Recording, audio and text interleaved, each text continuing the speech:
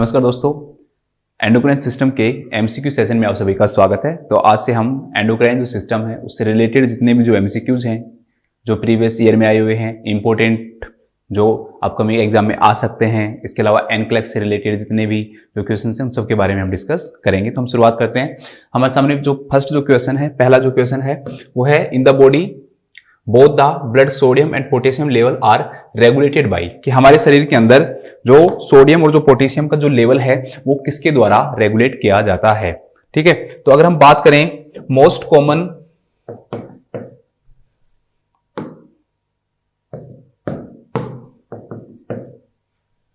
इसको थोड़ा सा मैं कम कर लेता हूं डार्क को, अब ठीक है। अगर हम बात करें मोस्ट एबंडेंट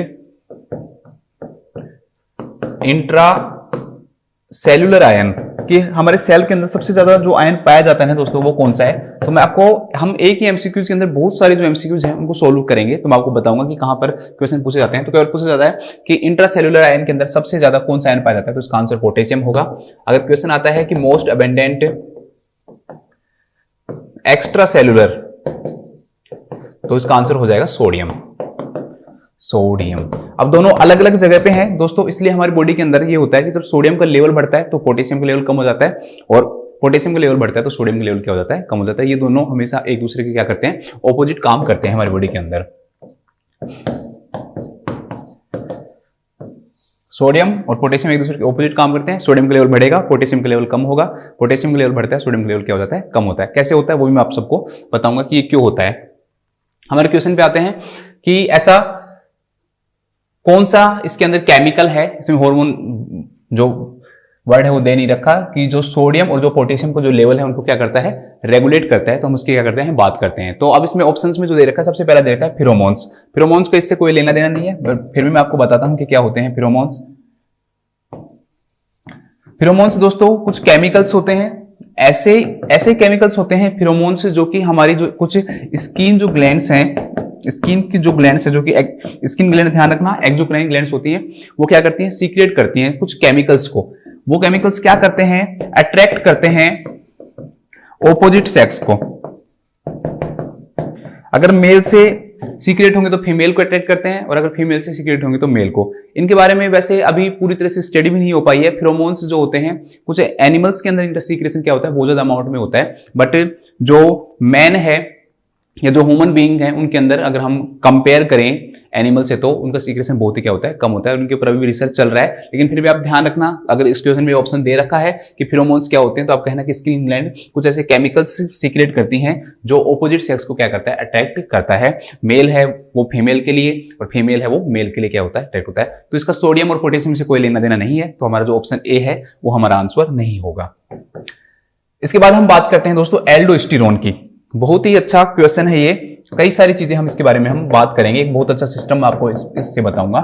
एल्डोस्टेरोन, सबसे पहले आप ये देखिए, अगर आप एल्डोस्टेरोन की बात करो तो एल्डोस्टेरोन क्या है दोस्तों, एक हार्मोन है। Aldosterone is a hormone. कहां से सीक्रेट होता है, सबसे पहला क्वेश्चन ये पूछा जाता है कि कहां से सीक्रेट होता है। तो ध्यान रखना, जो हमारी किडनीज हैं उसके ऊपर ग्लैंड पाई जाती है जिसे हम एड्रिनल ग्लैंड के नाम से जानते हैं, एड्रिनल ग्लैंड। और इसी एड्रिनल ग्लैंड को हम सुप्रा रीनल ग्लैंड भी कहते हैं। सुप्रा रीनल ग्लैंड क्यों कहेंगे दोस्तों, क्योंकि रीनल मतलब किडनी, सुप्रा मतलब ऊपर, किडनी के जो ऊपर पाई जाएगी वो क्या कहलाएगी, सुप्रा रीनल ग्लैंड कहलाएगी। तो एड्रिनल ग्लैंड क्या पाई जाती है दोस्तों, एड्रिनल ग्लैंड किडनी के ऊपर पाई जाती है, इसलिए हम सुप्रा रीनल ग्लैंड भी कहते हैं। इसके दो पार्ट होते हैं। अगर हम एड्रिनल ग्लैंड की बात करें दोस्तों, तो इसके कितने पार्ट होते हैं, दो पार्ट होते हैं। एक बाहर वाली जो तीनों लेयर मिलकर बना रही है, इसको हम बोलते हैं एड्रिनल। तो एड्रिनल मतलब ग्लैंड है इसलिए, और बाहर वाला पार्ट कहलाता है कोर्टेक्स, एड्रिनल कोर्टेक्स। और दूसरा जो है दोस्तों, वो अंदर वाला जो पार्ट है जो मैं रेड कलर से बना रहा हूं, ये वाला पार्ट कहलाता है दोस्तों मेडुला। हमारी बॉडी के अंदर दो डबल ग्लैंड पाई जाती हैं दोस्तों, दो डबल ग्लैंड। कोई पूछ सकता है कि कौन कौन सी है, तो एक जो ग्लैंड है वो है एड्रिनल, और दूसरी जो ग्लैंड है वो है पिट्यूटरी। अब इनका मतलब क्या है, मतलब ग्लैंड, डबल ग्लैंड मतलब एक ही ग्लैंड है, लेकिन उसका जो एम्ब्रियोलॉजिकल जो ओरिजिन है ना, उसके पार्ट का क्या हुआ है, अलग अलग हुआ है। जैसे पिट्यूटरी ग्लैंड के अंदर जो एडिनोहाइपोफाइसिस है वो अलग स्ट्रक्चर से बनी है एम्ब्रियो, जो जब एम्ब्रियो का जब फॉर्मेशन हुआ था तो जो एंटीरियर पिट्यूटरी ग्लैंड है, एडेनोहाइपोफाइसिस है, उसके जो फॉर्मेशन हुआ अलग एम्ब्रियोलॉजिकल स्ट्रक्चर से हुआ है और पोस्टीरियर का अलग से हुआ है। इसी प्रकार से जो एड्रिनल जो ग्लैंड है उसके अंदर अगर हम बात करें, एड्रिनल जो कोर्टेक्स है वो अलग एम्ब्रियोलॉजिकल स्ट्रक्चर से बना है और एड्रिनल जो मेडुला है वो अलग से बना है। तो इस क्वेश्चन को भी ध्यान रखना कि हमारी बॉडी के अंदर कौन कौन सी दो डबल ग्लैंड है। अब हम बात करते हैं एड्रिनल कोर्टेक्स की। अब इससे 3 क्वेश्चन बनते हैं, सीधे सीधे एग्जाम में डायरेक्टली पूछे जाते हैं कि कौन सी लेयर क्या सीक्रेट करती है। सबसे आपको याद करने का तरीका है, सबसे बाहर वाली को जी लिखना, मिडिल वाली को एफ लिखना, उससे अंदर वाली को आर लिखना। अब इनको बात करते हैं। सबसे बाहर वाली जो लेयर जिसको हमने जी लिखा है वो है जोना ग्लोमेरुलोसा। इसके बाद दूसरी जो लेयर है वो है एफ लिखा था तो जोना ए है ये फेसिकुलाटा। और तीसरी जो लेयर है दोस्तों वो है आपकी जोना रेटिकुलरिस।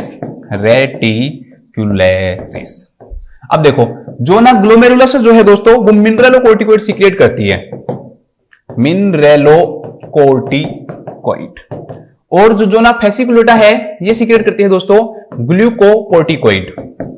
कोर्टिकोइड। इसका सबसे अच्छा जो एग्जांपल आता है दोस्तों वो है एल्डोस्टेरोन। मैं आपको यहीं पर लेके आ रहा था कि एल्डोस्टेरोन कहां से सीक्रेट होता है। तो अब हम आते हैं वापस लौट कर, तो एल्डोस्टेरोन कहां से सीक्रेट होता है तो आप कहोगे किडनी के ऊपर एक ग्लैंड पाई जाती है जिसे हम एड्रिनल ग्लैंड या सुप्रेनल ग्लैंड कहते हैं। उस ग्लैंड के अंदर उसके 2 पार्ट होते हैं, एक बाहर वाला पार्ट कोर्टेक्स, अंदर वाला पार्ट मेडुला। बाहर वाला जो कोर्टेक्स पार्ट होता है उसकी भी 3 लेयर होती हैं, जोना ग्लोमेरुलोसा, फेसिकुलाटा और रेटिकुलरिस। और तो जोना ग्लोमेरुलोसा जो है वो मिनरलोकोर्टिकोइड हार्मोन सीक्रेट करती है और मिनरलोकोर्टिकोइड हार्मोन का जो एग्जांपल है दोस्तों वो क्या है आपका एल्डोस्टेरोन है।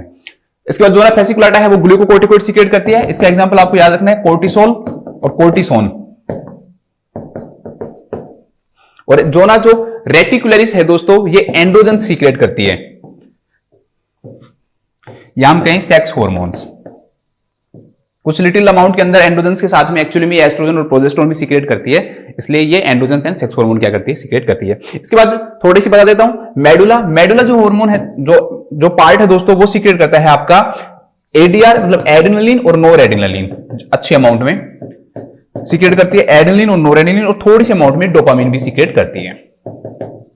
ठीक है, तो ये सब हम हो गया। अब हम आते हैं वापस हमारे क्वेश्चन के ऊपर कि क्वेश्चन में ये लिखा हुआ था कि सोडियम और पोटेशियम को कौन रेगुलेट करता है। तो अभी मैंने आपको एल्डोस्टेरोन का फंक्शन नहीं बताया, तो दोस्तों एल्डोस्टेरोन को क्या फंक्शन है उसके बारे में हम बात करते हैं, कैसे ये काम करता है, कैसे सीक्रेट होता है, सब बात करते हैं। एल्डोस्टेरोन का फंक्शन ही है सोडियम और पोटेशियम का लेवल को क्या करना, मेंटेन करना। एक्चुअली में एल्डोस्टेरोन क्या काम करता है दोस्तों, ये रीएब्जॉर्प्शन ऑफ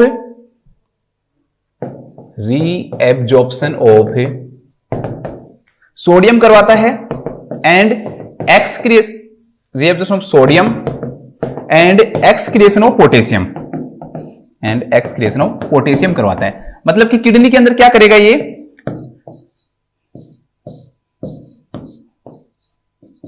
किडनी के अंदर ये क्या काम करता है दोस्तों, सोडियम को क्या करवा देता है, रीएब्जॉर्ब करा देता है। मतलब कि सोडियम को लॉस को क्या करता है बॉडी में, कम करता है कि सोडियम हमारी बॉडी के अंदर ज्यादा से ज्यादा रहे, और जो पोटेशियम है उसका एक्सक्रिएशन करवाता है कि पोटेशियम को बाहर क्या करता है, ये बॉडी से आउट करता है। ठीक है, ये इसका फंक्शन है। इस प्रकार से सोडियम और पोटेशियम के लेवल को मेंटेन करता है। लेकिन ये मैकेनिज्म ऐसे काम नहीं करती कि डायरेक्टली आपने बोल दिया कि सोडियम को रीएब्जॉर्ब करवाता है, पोटेशियम को एक्सक्रिएशन करवाता है। ये एक पूरे एक सिस्टम पे काम करती है जिससे हम रेनिन, उसको मैं आपको समझाता हूं थोड़ा।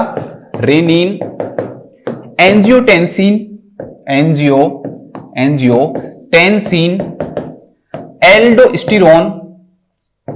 एल्डोस्टेरोन सिस्टम के नाम से जानते हैं। इसको शॉर्ट में RAAS भी कहते हैं। देखो, R रेनिन का, एंजियोटेंसिन का A, एल्डोस्टेरोन का A और सिस्टम का S।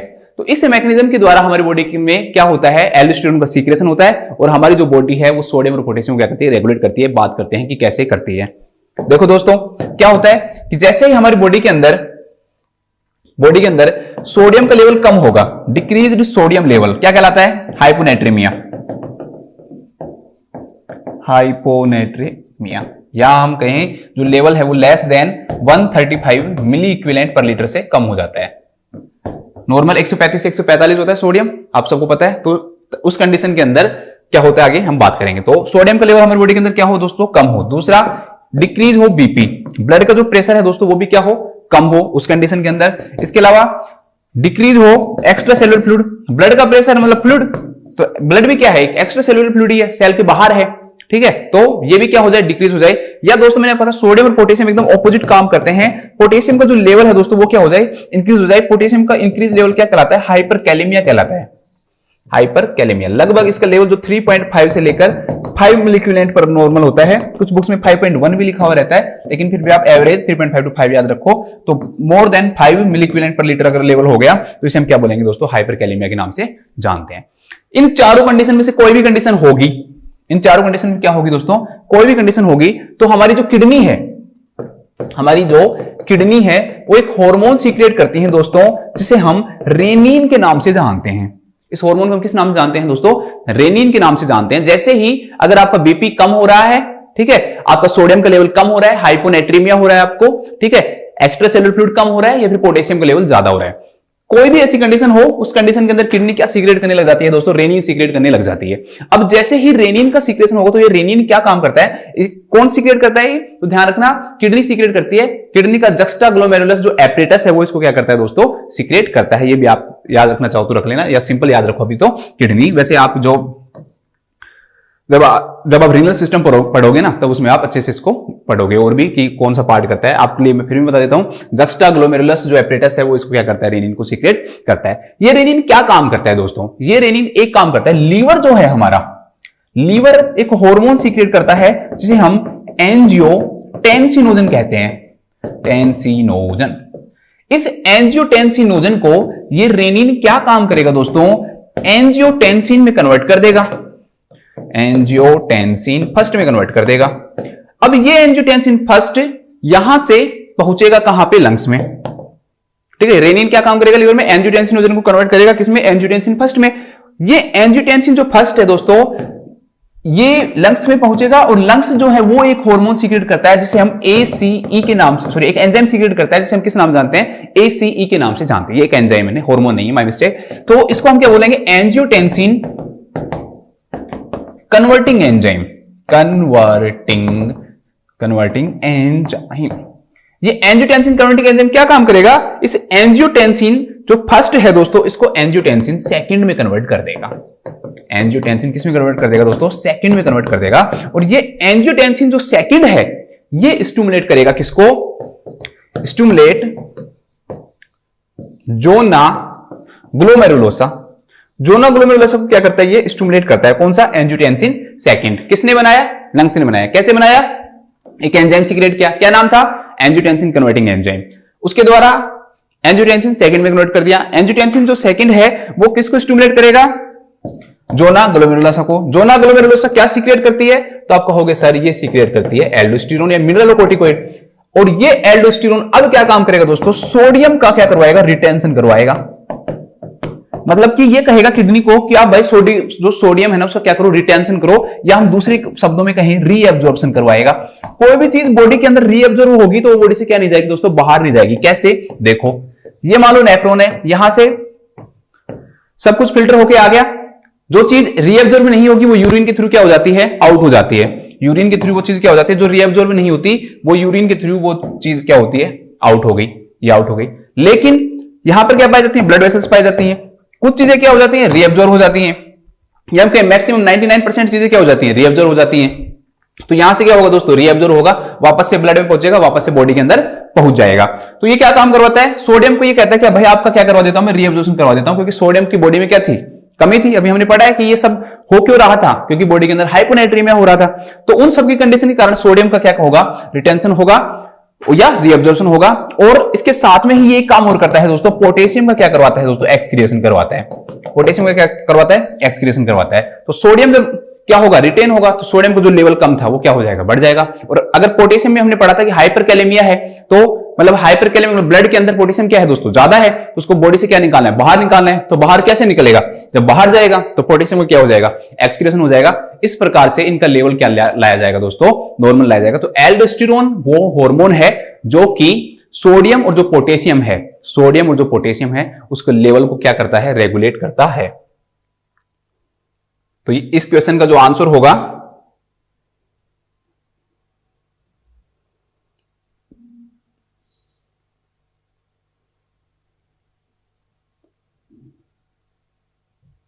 जिसको समझ में नहीं आया एक बार दोबारा से रिपीट करके वीडियो को देख लेना, ठीक है। एमसीक्यूज में हम ज्यादा बार रिपीट नहीं कर सकते, हमारा जो वीडियो एमसीक्यू बैच है उसमें अच्छे से हम पढ़ सकते हैं। तो एल्डोस्टेरोन इसका सही आंसर हो जाएगा, जो कि क्या काम करता है, सोडियम और पोटेशियम के लेवल को रेगुलेट करता है। कैसे करता है, तो इसका अगर आप एक लाइन में आपसे कोई पूछे तो आप कह देना RAAS सिस्टम के द्वारा करता है। दूसरा तीसरा कोर्टिसोल, अगर आप बहुत डिटेल में पढ़ोगे ना तो कुछ परसेंट, देखो पोटेंसी इतनी नहीं है, मतलब कि एल्डोस्टेरोन बहुत ज्यादा लेवल पे सोडियम और पोटेशियम के लेवल क्या करता है, रेगुलेट करता है। कोर्टिसोल भी करता है, इसमें दे रखा है ऑप्शन में, चलो ठीक है। इन दोनों में अगर हम ऑप्शन लेंगे तो एल्डोस्टेरोन उठाएंगे, क्योंकि जैसे मान लो कि कोर्टिसोल काम करेगा 1 गुना तो ये 100 गुना काम करेगा, तो आंसर तो 100 गुना वाला आएगा ना। लेकिन कोर्टिसोल कुछ अमाउंट में करता है, ये ध्यान रखना। अब आपको ये बताने की मुझे जरूरत नहीं है कि कोर्टिसोल कहां से सीक्रेट होता है, क्योंकि मैंने आपको पहले बता दिया है कि कोर्टिसोल जो होता है वो हमने दूसरी जो लेयर है जोना फेसिकुलाटा है वहां से क्या होता है दोस्तों, ग्लूकोकोर्टिकोइड सीक्रेट होते हैं। और वो ग्लूकोकोर्टिकोइड क्या काम करते हैं, उसका एग्जाम्पल क्या है दोस्तों, कोर्टिसोल उसका क्या है, एक अच्छा एग्जाम्पल है। देखो ठीक है, जोना फेसिकुलाटा ग्लूकोकोर्टिकोइड सीक्रेट करती है और कोर्टिसोल और कोर्टिसोल इसके क्या है दोस्तों, एग्जांपल है। कभी इस क्वेश्चन में हमने RAS सिस्टम के बारे में बात किया, फिर कभी आएगा तो वो मैं आपको डिटेल में समझा दूंगा। काफी सारी चीजें हमने इसमें देख ली हैं। इसके बाद नेक्स्ट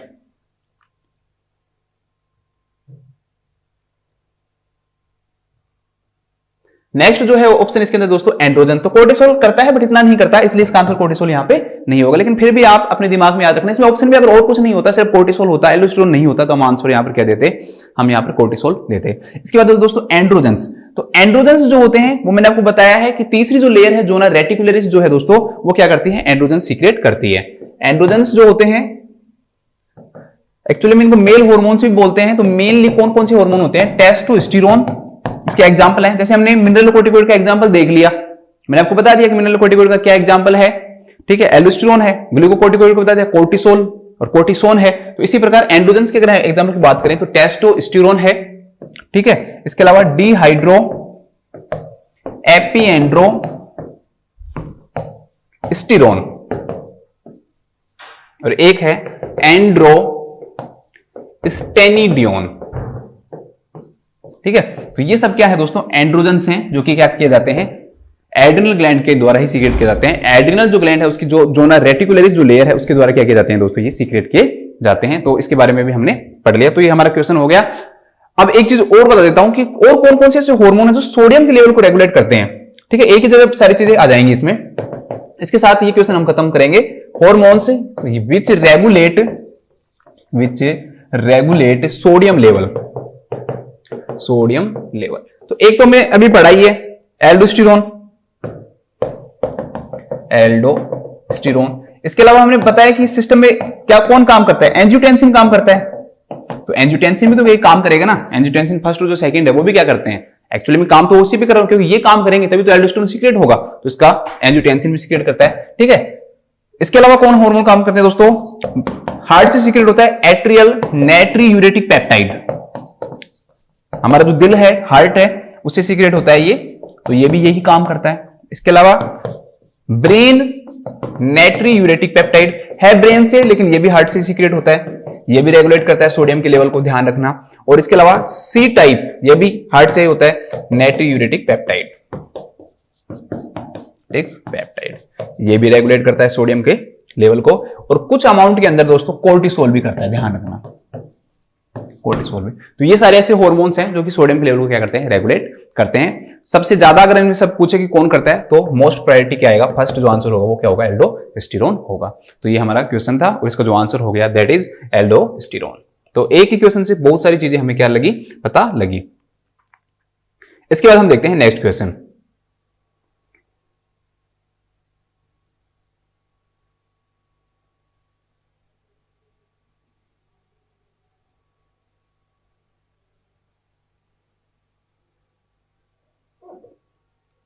क्या तो ये बोर्ड फास्ट चल जाता है, क्या धीरे चल रहा है, ठीक है। बहुत अच्छा क्वेश्चन है दोस्तों। इस क्वेश्चन में मैं आपको कम से कम ना 30 क्वेश्चन करवा दूंगा। एक क्वेश्चन से आप N+ उठा लेना, किसी भी बुक उठा लेना, आपकी कम से कम जो 30 जो क्वेश्चन है ना वो इस क्वेश्चन के द्वारा हो जाएंगे पूरे। Drug of choice for the hyperthyroidism is. सबसे पहले बात करते हैं कि हाइपरथायरॉयडिज्म होता क्या है, या हम बात करें थायराइड ग्लैंड क्या है। तो शुरुआत करते हैं। ये पूछा कि भाई हाइपरथायरॉयडिज्म के अंदर ड्रग ऑफ चॉइस कौन सी होती है। तो सबसे पहले तो हाइपरथायरॉयडिज्म के बारे में पता होना चाहिए ना, तब पता लगेगा। तो सबसे पहले हाइपरथायरॉयडिज्म का मतलब क्या होता है दोस्तों कि जो थायराइड जो हार्मोन है, थायराइड जो हार्मोन्स हैं उनका जो सीक्रेशन है वो क्या होने लग जाए, ज्यादा होने लग जाए, तो हाइपरथायरॉयडिज्म कहलाता है। कौन कौन से हार्मोन होते हैं, तो T3 एंड T4 होते हैं। T3 को हम ट्राईआइडोथायरोनिन के नाम से जानते हैं और T4 को हम थायरोक्सिन के नाम से जानते हैं। दो तो ये हो गए। इसके अलावा ध्यान रखना एक हार्मोन और सीक्रेट होता है लेकिन वो हाइपरथायरॉयडिज्म नहीं कहलाता, उसका नाम है कैल्सिटोनिन। थायराइड जो ग्लैंड है उसके अंदर कुछ सेल्स पाई जाती हैं जिन्हें हम सी सेल्स या पैराफोलिकुलर सेल्स के नाम से जानते हैं, या क्लियर सेल भी बोलते हैं इनको हम, पैराफोलिकुलर सेल। ये कैल्शियम के लेवल को रेगुलेट करती है जिसका नाम है कैल्सिटोनिन। तो ये भी आपको पता होना चाहिए कि जो थायराइड जो ग्लैंड है वो एक हार्मोन और सीक्रेट करती है, थायराइड। लेकिन हाइपरथायरॉयडिज्म के अंदर दो ही हार्मोन बढ़ते हैं जिनका लेवल इंक्रीज होता है, वो कौन से होते हैं दोस्तों, T3 और T4। तो ट्राईआइडोथायरोनिन और थायरोक्सिन जो है वो T4 कहलाता है, ट्राईआइडोथायरोनिन क्या कहलाता है, T3 कहलाता है। ठीक है, थायराइड जो ग्लैंड है वो कहां पर पाई जाती है दोस्तों, तो बेस ऑफ द नेक पे पाई जाती है, इस जगह पे पाई जाती है, just in front of trachea, trachea के सामने पाई जाती है। तो ये उसकी क्या हो गई दोस्तों, लोकेशन हो गई। अब हम बात करते हैं हाइपरथायरॉयडिज्म की। अगर हम बात करें इसकी, अगर हम ईटियोलॉजी की बात करें हाइपरथायरॉयडिज्म की, मैं थोड़ा जल्दी बताऊंगा। मोस्ट इंपोर्टेंट ईटियोलॉजी एक ही है, बहुत सारी हो सकती हैं बट हम पढ़ेंगे जो सबसे इंपोर्टेंट है उसके बारे में। तो ग्रेव डिजीज, तो ग्रेव जो डिजीज है ना दोस्तों, 80% हाइपरथायरॉयडिज्म जो होते हैं ना वो किसके कारण होते हैं, ग्रेव डिजीज के कारण होते हैं। ये एक ऑटो इम्यून डिसऑर्डर है, ध्यान रखना। मतलब हमारी इम्यूनिटी हमारे खिलाफ क्या करने लग जाती है, काम करने लग जाती है, ऑटो इम्यून डिसऑर्डर। तो ऐसी एंटीबॉडीज बन जाती हैं, ठीक है, जो ज्यादा मात्रा में क्या करवाने लग जाती हैं, सिक्रेशन को इंक्रीज कर देती हैं। तो ग्रेव डिजीज क्या है दोस्तों, इसके ईटियोलॉजी में ध्यान रखना। मोस्ट कॉमन कोज क्या है हाइपरथायरॉयडिज्म का, वो क्या है दोस्तों, ग्रेव डिजीज है। नेक्स्ट, तो ये क्वेश्चन, एक क्वेश्चन यहां पे ये भी बन गया, तो ध्यान रखना। नेक्स्ट है दोस्तों, इसके अगर हम क्लिनिकल मैनिफेस्टेशन की बात करें तो थोड़ा जल्दी मैं आपको इसके क्लिनिकल मैनिफेस्टेशन बता देता हूं। सबसे जो अलग जो क्लिनिकल मैनिफेस्टेशन है उसके बारे में बात करेंगे। सबसे पहला है एक्सोप्थेल्मोज, ब्लैक कलर से लिख देता हूं। ये क्वेश्चन बहुत बार पूछा जाता है कि एक्सोप्थेल्मोज किसका क्लिनिकल मैनिफेस्टेशन है। तो एक्सोप्थेल्मोज जो है दोस्तों वो हाइपरथायरॉयडिज्म का ही क्या है दोस्तों, क्लिनिकल मैनिफेस्टेशन है। एक्सोप्थेल्मोज के अंदर क्या हो जाता है, आई बॉल्स बाहर की तरफ निकल जाती हैं, जिसे हम protrusion of the I balls के नाम से जानते हैं, protrusion of the I balls. ठीक है, हमारी जो आंखें हैं वो बाहर की तरफ निकल जाती हैं, आई बॉल्स, उसको हम किसके नाम जानते हैं, एक्सोप्थेल्मोज के नाम से जानते हैं। तो ये क्लिनिकल मैनिफेस्टेशन देखने को मिलता है। ठीक है, इसके अलावा जो BMR है वो क्या हो जाती है, इंक्रीज हो जाती है। हमारी बॉडी की सारी एक्टिविटीज क्या होती है दोस्तों, इंक्रीज हो जाती है। याद करो कैसे होगा, देखो बेसिक मेटाबॉलिक रेट है वो इंक्रीज होगी, ज्यादा बॉडी काम करेगी तो टेम्परेचर ज्यादा होगा, कैलोरीजेनिक एक्शन होता है थायराइड हार्मोन का, जब आप function of the thyroid hormone पढ़ोगे। इसके अलावा बॉडी के अंदर हीट ज्यादा रहेगी तो हीट इंटॉलरेंस, गर्मी लगेगी पर्सन को बहुत ज्यादा, पसीने ज्यादा आएंगे, हीट उससे बर्दाश्त नहीं हो पाएगी, तो इसे हम किस नाम से जानते हैं, हीट इंटॉलरेंस के नाम से जानते हैं। तो ऐसे पर्सन के अंदर हीट इंटॉलरेंस भी देखने को मिलेगा। इसके अलावा पेशेंट की जो हार्ट रेट है वो भी क्या हो जाएगी, बढ़ जाएगी। तो टैकीकार्डिया भी देखने को मिलता है। टैकीकार्डिया के साथ में दोस्तों जो पर्सन है उसके अंदर जो हाइपर जो टेंशन है वो भी क्या होता है, देखने को मिलता है।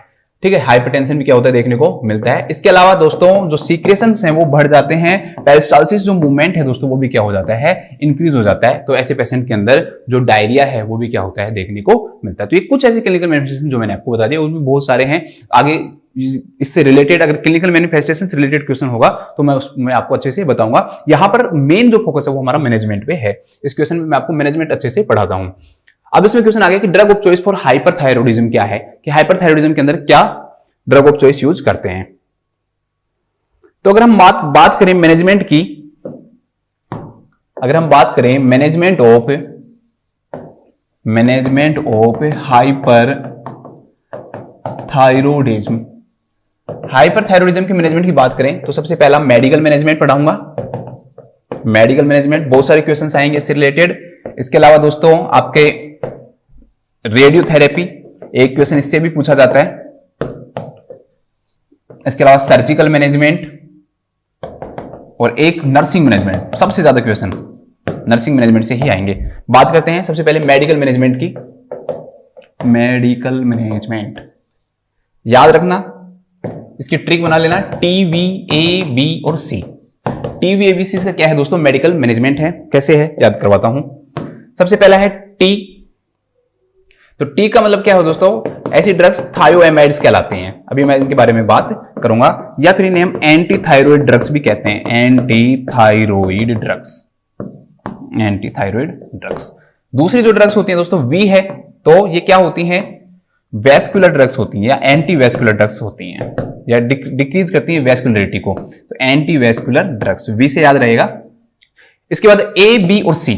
तो एक का मतलब होता है दोस्तों एंटी पायरेटिक, क्यों, हीट इंटॉलरेंस होती है तो एंटीपायरेटिक देना क्या होता है दोस्तों, जरूरी हो जाता है। बीपी ज्यादा होती है तो बीपी को कम करने वाली बीटा ब्लॉकर्स यूज करेंगे, और इसके अलावा एक्सोप्थेल्मोस को कम करने के लिए हम कोर्टिकोस्टेरॉइड भी देते हैं। अभी मैंने आपको बताया था एक्सोप्थेल्मोसिस के अंदर क्या होता है, क्लिनिकल मैनिफेस्टेशन पाया जाता है। तो ये 5 जो मैनेजमेंट वो आपको याद रखने ही है। सबसे पहले बात करते हैं थायोएमाइड्स की, जो इसकी ड्रग ऑफ चॉइस भी होती है। थायोएमाइड्स भी बोल सकते हैं हम इसको, या फिर इन्हें हम एंटी थायराइड ड्रग्स भी बोल सकते हैं। एंटी थायराइड ड्रग्स भी हम इनको बोल सकते हैं। इसके जो एग्जांपल है दोस्तों वो है प्रोपिलथियोयूरेसिल। प्रोपिलथियोयूरेसिल ये ड्रग्स क्या काम करती है दोस्तों, थायराइड हार्मोन के सीक्रेशन को कम कर देती हैं, या उसके सिंथेसिस को क्या करती हैं, इनहिबिट करती हैं, उसका सिंथेसिस नहीं होने देती हैं, उसका फॉर्मेशन नहीं होने देती हैं। तो जब इसके अंदर डिजीज में हो क्या रहा है, हाइपर थायराइडिज्म हो रहा है। अब थायराइड हार्मोन क्या हो रहा है, ज्यादा हो रहा है, तो हमें क्या करना है, तो ज्यादा जो हार्मोन है उसको क्या करना है, कम करना है, उसको रोकना है कि और हार्मोन न बने। तो उसको रोकने के लिए कौन सी ड्रग यूज करेंगे हम, प्रोपिलथियोयूरेसिल ड्रग हम क्या करते हैं दोस्तों, यूज करते हैं। इसके अलावा एक ड्रग और यूज करते हैं, मेथिमाजोल। लेकिन ध्यान रखना मेथिमाजोल क्या है, वो ड्रग ऑफ चॉइस नहीं है। ड्रग ऑफ चॉइस यही है क्यों दोस्तों, मेथिमाजोल के कुछ क्या है, कॉम्प्लिकेशंस होते हैं, या हम कहें इसके कुछ साइड इफेक्ट्स होते हैं, that would be more better word, side effects होते हैं। जैसे एग्रेनुलोसाइटोसिस हो जाता है इसके कारण, एग्रेनुलोसाइटोसिस, तो इसके कारण इसको क्या करते हैं, कम यूज करते हैं। तो प्रोपिलथियोयूरेसिल ही वो ड्रग है दोस्तों जिसे हम पीटीयू भी बोलते हैं, शॉर्ट में हम इसे पीटीयू के नाम से भी जानते हैं। यही वो ड्रग है जो इसके क्या है दोस्तों, ड्रग ऑफ चॉइस भी है। लेकिन अगली और ड्रग के बारे में बात करते हैं। दूसरी ड्रग क्या है दोस्तों, एंटीवेस्कुलर ड्रग्स।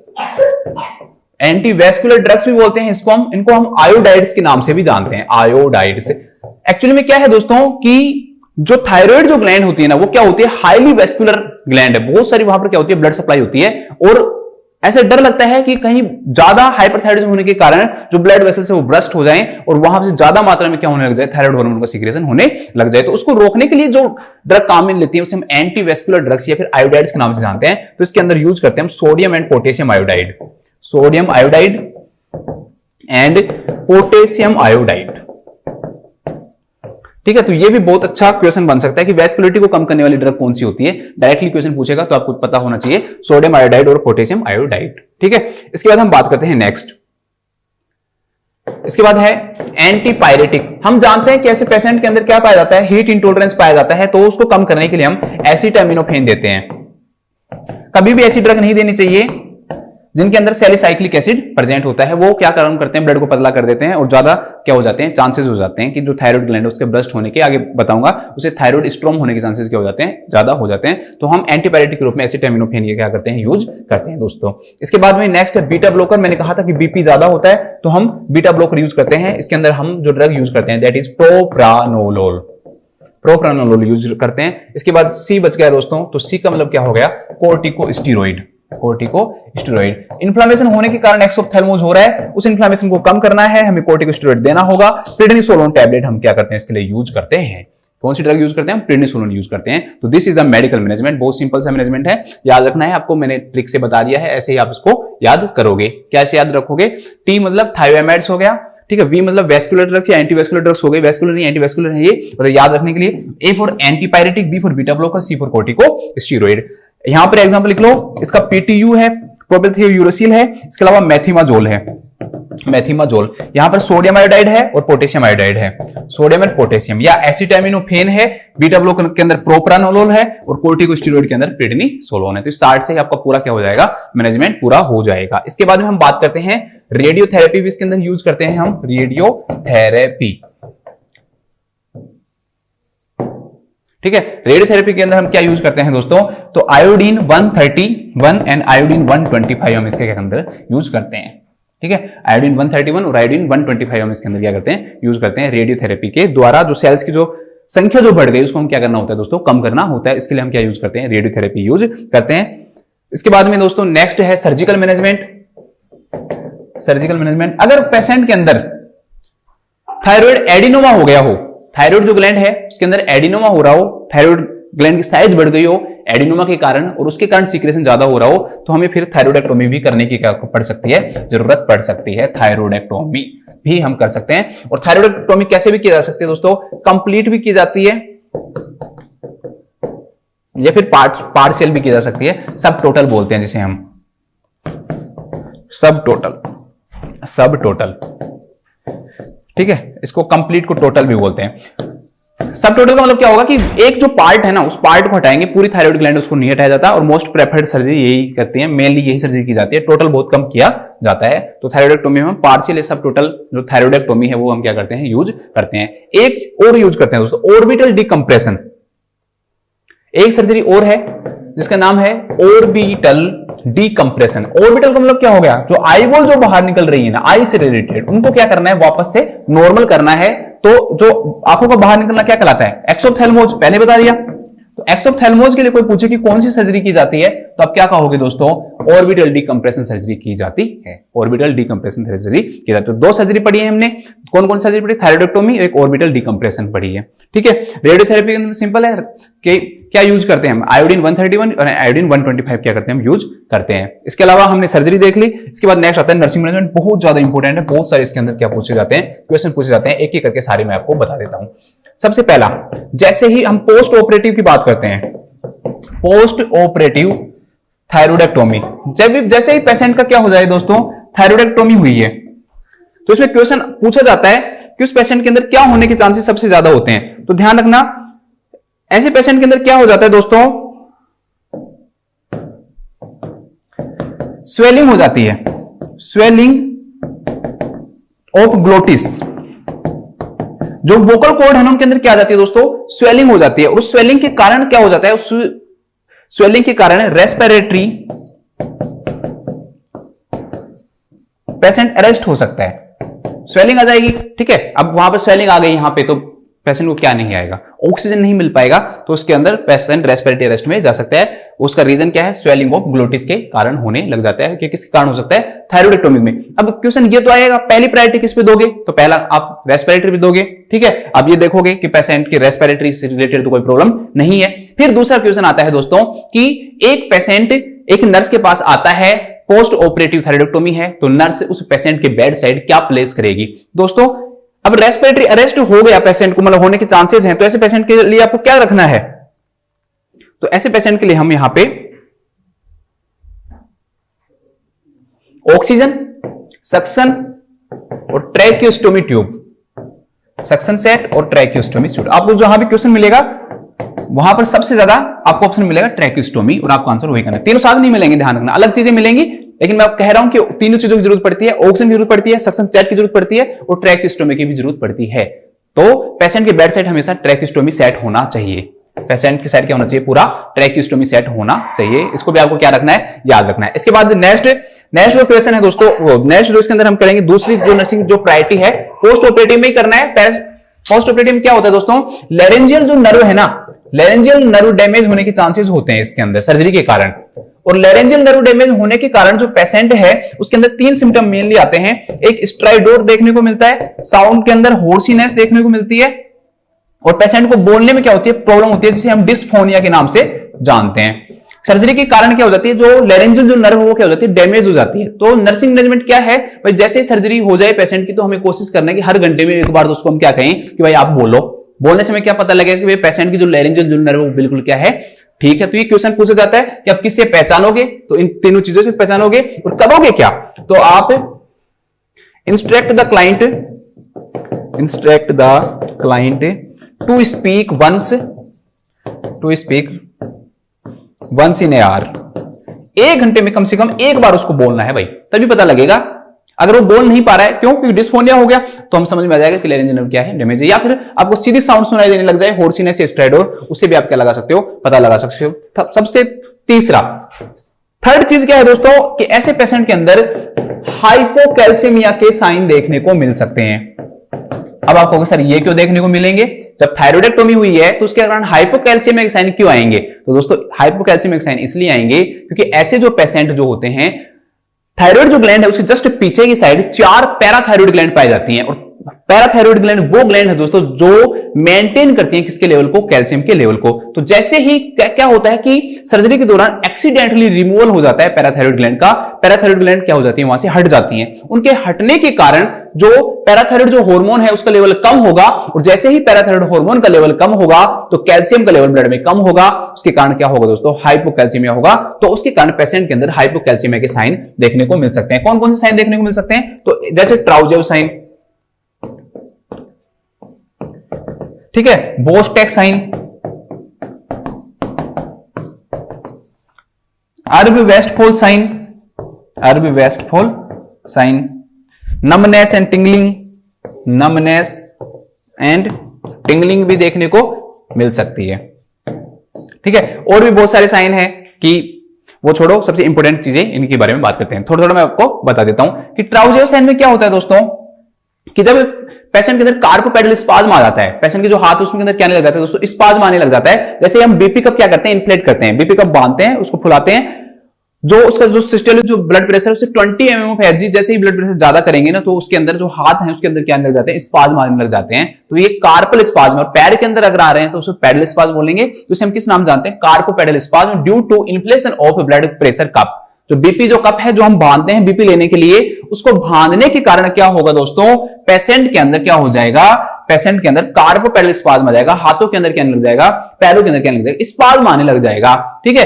तो उसे हम किस नाम से जानते हैं दोस्तों, ट्राउजेव साइन के नाम से जानते हैं। उसे हम किस नाम जानते हैं, ट्राउजेव साइन के नाम से जानते हैं। दूसरा है वोस्टैक साइन, जो वोस्टैक नहीं है, वोस्टैक है, ठीक है, CH इज साइलेंट। वोस्टैक का मतलब क्या होता है दोस्तों, कि जैसे ही हम कानों के सामने यहां पर टैप करेंगे पेशेंट के अंदर, हाइपोकैल्सीमिया वाले पेशेंट के अंदर, तो उसको टैप करने के कारण जो फेशियल जो नर्व है उसका कंप्रेशन हो जाता है, और उस कंप्रेशन के कारण क्या होगा दोस्तों, फेशियल नर्व के कंप्रेशन के कारण क्या होगा, पेशेंट की जो फेशियल जो मसल्स हैं उनके अंदर क्या होने लग जाती है, ट्विचिंग होने लग जाती है, एक तरफ मुड़ जाता है, ठीक है, चेहरे की तरफ क्या हो जाता है, मुड़ जाता है, एक तरफ से फेस जो है उसमें चेंजेस आ जाते हैं। तो उसे हम किस नाम से जानते हैं, Chvostek, twitching of the facial muscle, क्या बोलेंगे हम, twitching of the facial muscle होने लग जाता है।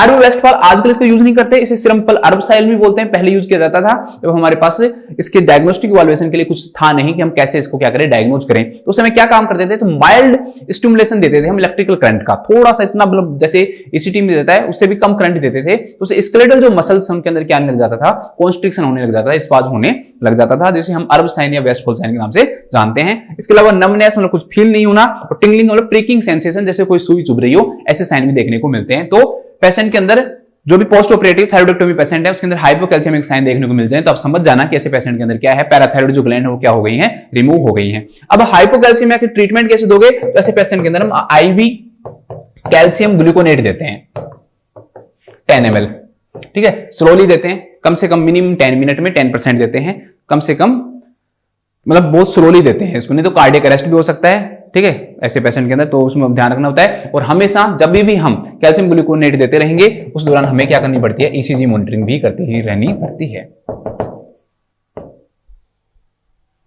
ठीक है, ECG मॉनिटरिंग भी हम करेंगे। इसके अलावा कैल्शियम ग्लूकोनेट के अलावा कैल्शियम क्लोराइड एंड कैल्शियम ग्लूसेप्टेट भी दे सकते हैं, लेकिन उतना याद रखने की जरूरत नहीं है, सिर्फ आप कैल्शियम ग्लूकोनेट याद रखो, ठीक है। तो ये हाइपोकैल्सीमिया भी देखने को मिल सकता है, ये तीसरा हो गया। इसके अलावा चौथा रेडियोथेरेपी केयर, बस अभी इस क्वेश्चन को हम खत्म ही कर रहे हैं। रेडियोथेरेपी केयर में क्या होगा दोस्तों, ध्यान रखना जो आयोडीन हम यूज कर रहे हैं 131 एंड 125, ये क्या है, माइल्ड रेडियो एक्टिव है। कोई भी पूछे तो ध्यान रखना माइल्ड है ये। अब माइल्ड रेडियो एक्टिव होने के कारण दोस्तों ये क्या काम करती हैं, इसके अंदर हमें कुछ चीजों का तो फिर भी ध्यान रखना पड़ता है। जैसे हम पेशेंट को कहेंगे भाई इंक्रीज करो क्लियर लिक्विड, क्लियर लिक्विड ज्यादा से ज्यादा लो, ठीक है, टॉयलेट है उसको फ्लश करो, फ्लश द टॉयलेट 2 टाइम, ठीक है, और कीप अवे द चिल्ड्रन, बच्चों को दूर रखो, कीप अवे द चिल्ड्रन, बच्चों को क्या रखना है, आपको दूर रखना है। एंड यूज सेपरेट यूटेंसिल्स, जो भी बर्तन यूज करो, जो भी सामान यूज करो वो सब अपना क्या करो, अलग यूज करो। तो ये माइल्ड रेडियो एक्टिव है, ये भी क्वेश्चन आपको कहीं ना कहीं मिलेगा, तब आप देखोगे कि इस क्वेश्चन से ही हमें कितने सारे क्वेश्चंस मिल गए हैं। तो रेडियो एक्टिव केयर में ये हो गया। इसके अलावा दोस्तों क्या होगा, ऐसे पेशेंट को जब पोस्ट ऑपरेटिव थायराइडोक्टोमी पेशेंट जो आएगा दोस्तों, तो उसको हम सेमी पोलर पोजीशन देंगे, ठीक है, पेशेंट को हम कैसी पोजीशन देंगे, ऐसे पेशेंट को हम सेमी फाउलर क्या करते हैं दोस्तों, पोजीशन प्रोवाइड करते हैं, सेमी फाउलर क्या करते हैं, पोजीशन प्रोवाइड करते हैं। और दूसरा ठीक है बस। तो ये सब आपका क्या था, इसका नर्सिंग मैनेजमेंट था। ये एक छोटा सा क्वेश्चन था जिसमें हमने बहुत सारी जो चीजें हैं उनके बारे में क्या करा है, हमने पढ़ा है। तो एक बार मैं वापस से इस क्वेश्चन पे आपको ले आता हूं और इनके बारे में आपको बता देता हूं। देखो सबसे पहला ड्रग ऑफ चॉइस क्या है, तो मैंने आपको बता दिया एंटी थायरोइड ड्रग जो होती हैं या थायोएमाइड्स कहते हैं, प्रोपिलथियोयूरेसिल है वो इसका एग्जांपल है दोस्तों, वो क्या है इसकी ड्रग ऑफ चॉइस है। दूसरी ड्रग है वो भी एंटी थायरोइडिक है, मेथिमोजोल है, बट इसके क्या है साइड इफेक्ट ज्यादा है इसलिए यूज नहीं करते हैं। ड्रग ऑफ चॉइस प्रोपिलथियोयूरेसिल रहेगी, पीटी हुई रहेगी। लेवोथायरोक्सिन सोडियम जो होता है दोस्तों वो हाइपोथायरोडिज्म में यूज करते हैं हम, हाइपोथायरोडिज्म के अंदर जिस पेशेंट के अंदर थायराइड हार्मोन की कमी हो जाएगी ना उसमें हम के अंदर क्या यूज करते हैं, हम लेवोथायरोक्सिन यूज करते हैं। ठीक है, इसके अंदर T4 हार्मोन की तरह काम करता है ये, और दूसरा नन ऑफ द इनमें से कोई नहीं, तो ऐसा कुछ नहीं है। तो इसका आंसर क्या हो जाएगा दोस्तों, प्रोपिलथियोयूरेसिल। इसके बाद हम देखते हैं नेक्स्ट क्वेश्चन।